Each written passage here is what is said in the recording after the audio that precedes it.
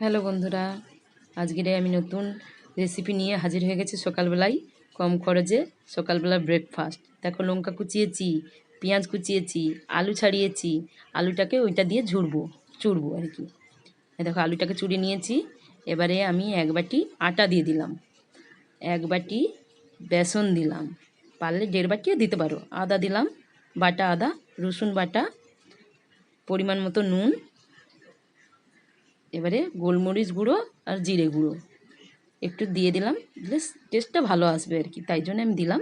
দেখো, জল দিয়ে আমি এবারে এটাকে ভালো করে মিশিয়ে নেব। খুব পাতলাও হবে না, খুব মোটাও হবে না।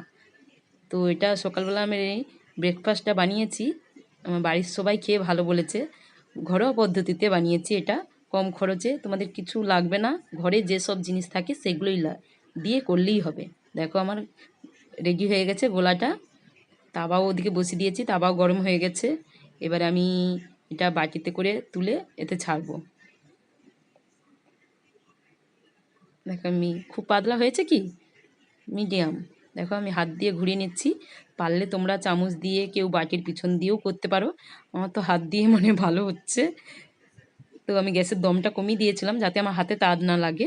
দেখো, আমার এটা কত সুন্দর করে গোল করে আমি হাত দিয়েই করেছি, পাতলা করে।